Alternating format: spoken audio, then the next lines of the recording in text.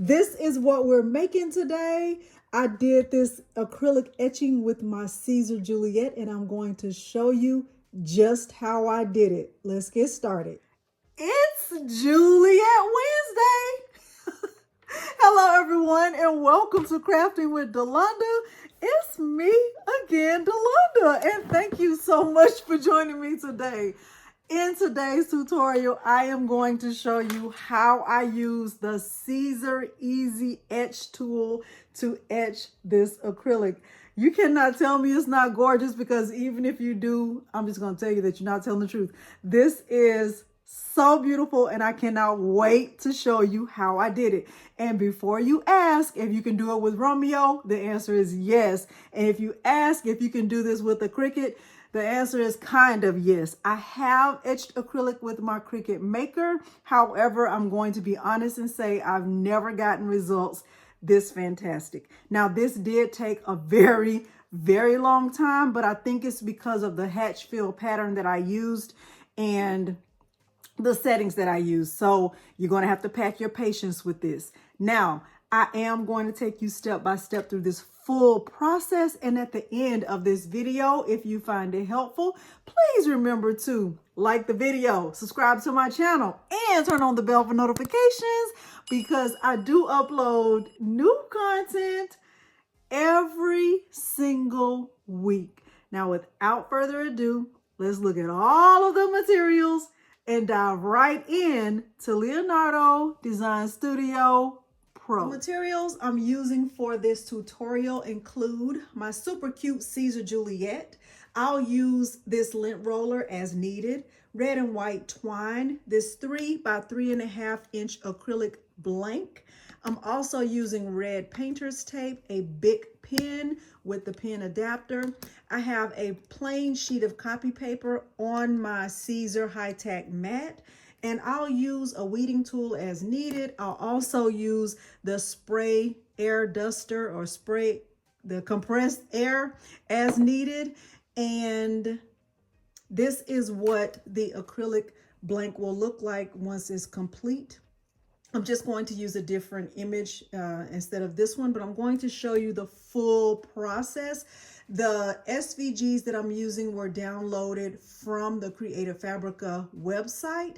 And now let's head into Leonardo Design Studio Pro. Before we go over to Leonardo Design Studio Pro, there's one important step that I skipped that I need to let you know. I am going to use the camera on my phone to take a picture of this acrylic blank. Okay, so I'm just going to put it down right here on this piece of paper. And I'm going to snap a picture of it, and I'm going to upload this picture into Leonardo Design Studio Pro. Before going into Leonardo Design Studio Pro, I am going to remove the background of my image by uploading it to remove.bg, and then I will upload the image without a background into Leonardo Design Studio Pro. I can click File, Import, and I'm bringing in the image that does not have a background. I'm clicking Next, and Next, and Next, and finished. And I need to turn this print and cut job off because I'm not using it that way. And what I'm going to do is resize this ornament to a width of 3 inches, because that's the size of it. And I am going to change the height to 3.5 like that. And that's really what the ornament looks like. And I'm bringing the ornament down to like right here. Okay, that looks pretty good. Now the ornament is a little bit taller. There's a shadow right there, but that's fine. Because my proportions are unlocked, I can kind of make this a little bit taller if I want to. And instead of this being used as a cut, I'm changing this to a sketch. Okay, and that's what I want to use this as. Okay, so that's going to be like that. Now what I want to do is bring in the image I'm planning to use. I'm going to click on Import, and I'll go to my documents, and I'm going to my Creative Fabrica files. Let's see, let's do Joy to the World. I'll click open. I'm bringing this in as a cut only. I'll click next, and I do want to draw solid fills. Now, what I want to do with this selected is go over here to the build contours option, and I'm selecting the line fills option.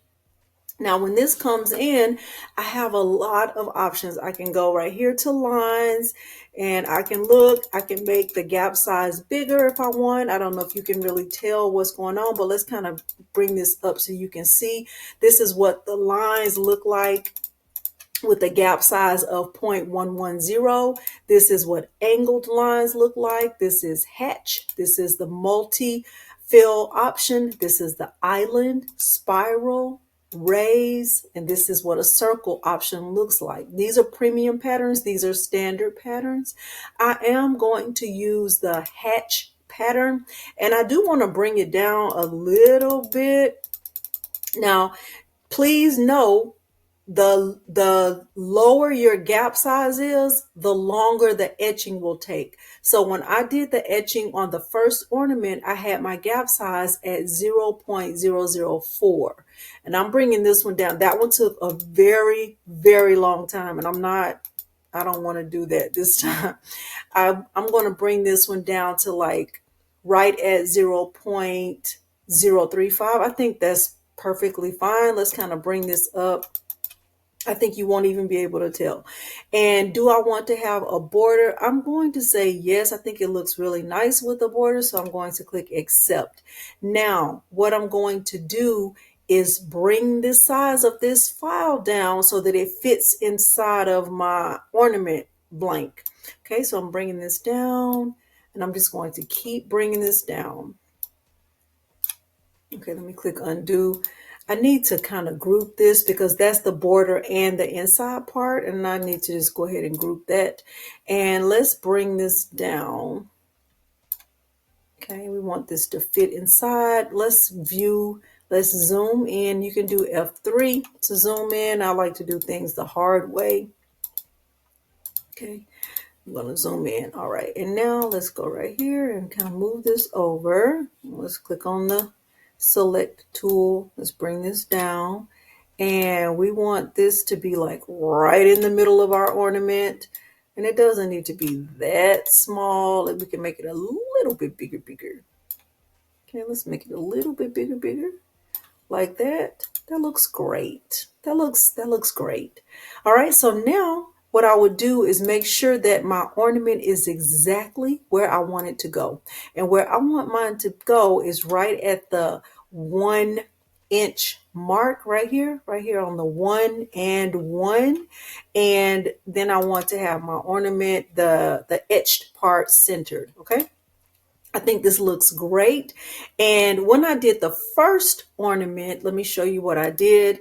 Right here is Believe in Magic. I did the same thing with the ornament shape, and I could have really just used this same exact shape instead of bringing another one in, but I wanted to show you how I did it. So with this one, I brought the image in, I resized it, I made sure to select the etch option, and then I sent it over to be etched, and I'm going to do the same thing here. So now with this image, I am going to click send design, and right here I'm selecting all artwork that fits on the page, and I want to keep it in this exact location. So right here where it says use current mat or page location, I want to do that. I'm going to click send, and what I'll do now, I have my option on mirror because I am actually engraving on the back of the ornament because that's the way I prefer it. And what I'm going to do is this part first. And then when it's time to do the actual ornament or the etching, I'm going to turn this outside part off. So right here, I'm going to put a piece of paper on my mat, and I'm going to insert the pen tool. And when I do that, I have my speed on 6 and the force on 32. That's perfectly fine. And right now I have it on the sketch tool. So once you see, once I go back on the camera, you'll see that I'll insert the pen tool and it will draw this shape on the paper. Everything I'll do from here will be back on the camera. Here's the pen tool. I'm going to insert it here into the Juliet. So it still will move. Now I have my wheels moved all the way over to the right. I'm going to insert my mat. I just have a regular sheet of copy paper here on the mat. And I'm going to just line it up right here along the edge. I'm making sure that it's as straight as I can get it. And then I'm going to lock my Juliet. Now I'm going to bring the blade or the pen all the way down right here to the 0 and 0 mark, the corner mark basically.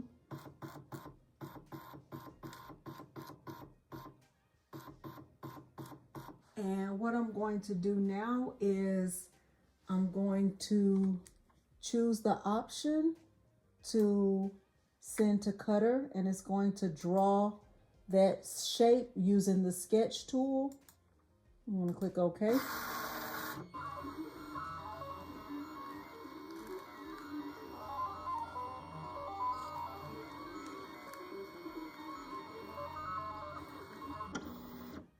And even though this is not exactly perfect, it's not a perfect drawing of my acrylic blank, it's good enough for me to know where to put the acrylic blank. So I'm going to get my blank placed down right here, and I'm going to tape it and secure it with my painter's tape. So here's the acrylic blank. There is plastic on both sides. I'm just removing the plastic from one side of the blank, and I'm going to place it right here on top of where this circle is. And like I said, it's not perfect, but it's good enough, and it will help me to make sure that my image is etched in the right place. So now I have it on there. I'm going to get some painter's tape and tape it down.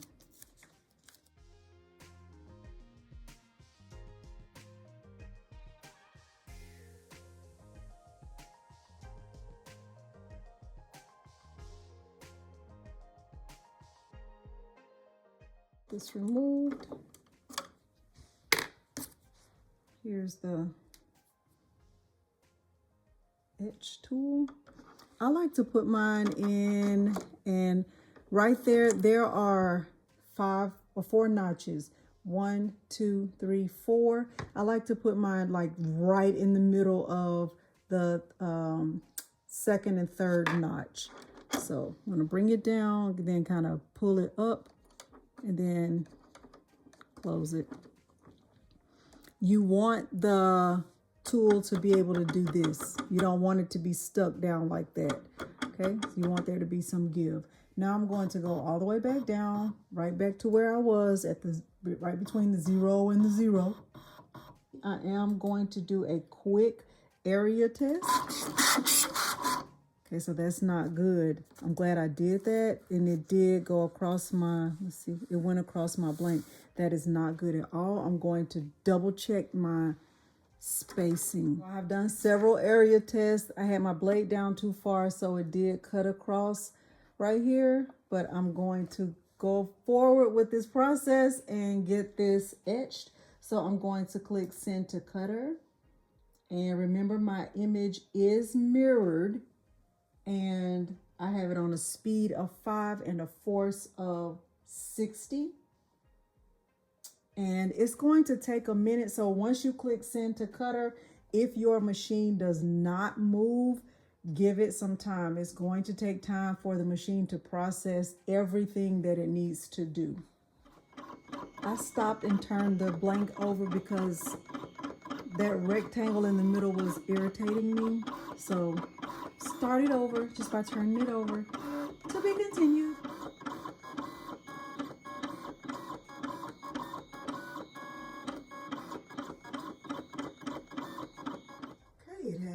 finished etching. Now I'm going to remove the mat from the machine.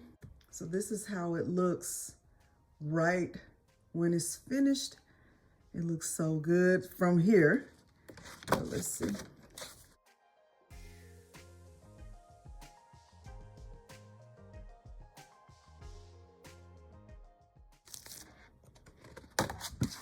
I am going to spray it a little bit with the can spray.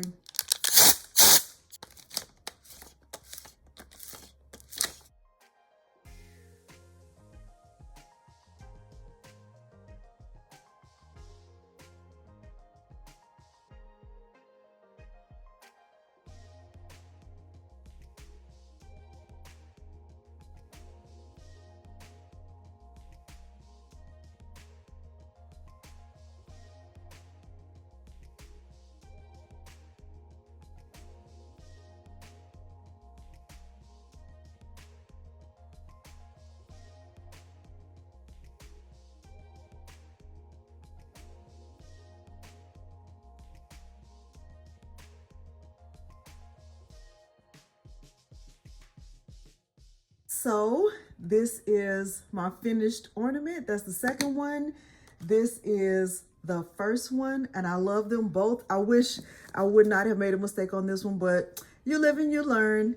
Anyway, hopefully you did find this helpful. If you did, please remember to like the video, subscribe to my channel, and turn on the bell for notifications because I do upload new content every single week. Thank you so much for joining me today, and thanks for watching. Bye.